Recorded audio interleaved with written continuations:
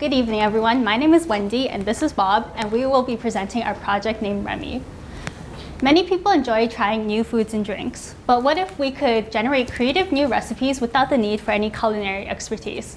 Well, our goal was to create a recipe generator using a lightweight transformer model where, given a recipe name, it would generate the recipe ingredients and instructions. So some key questions we wanted to answer were: how much data is enough to generate reasonable recipes? How creative are the generated recipes? How does a more varied data set affect the quality of our results? And lastly, how does our model compare to GPT-3? So for our data collection, we chose two specific categories of food: cakes and cocktails. So we scraped 292 cocktail recipes and 375 cake recipes. Each recipe contains a name, ingredient list, and instructions.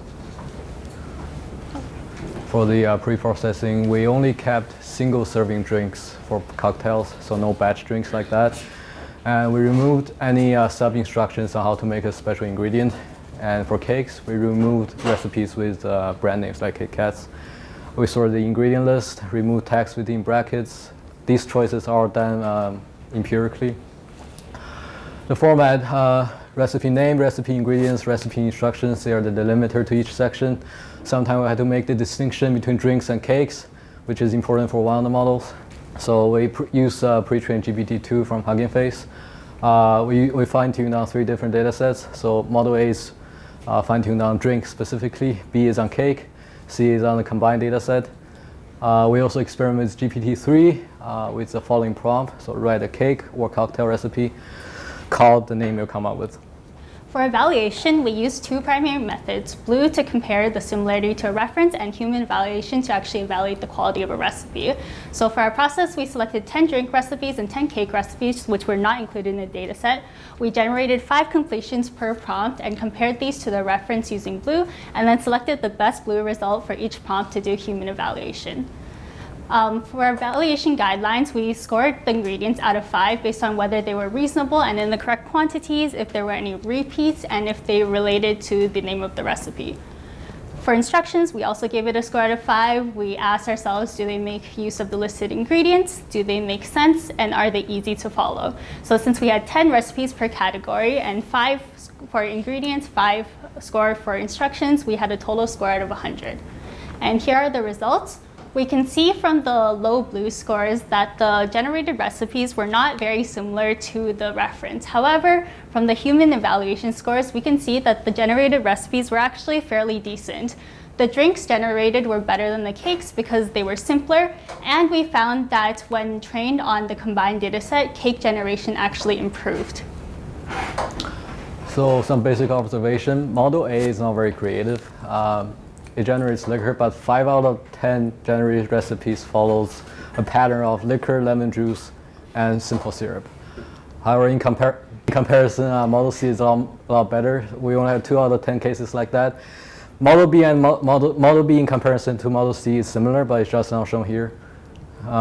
Also, Model C has a superior quality over the other 2 models. In this case, it actually generates the namesake orange for this specific recipe, which Model B failed to do multiple times. But it has a problem with confusion. Sometimes, in this case, it's supposed to generate a cocktail recipe, but with all the sugar and butter, it's more like a cake.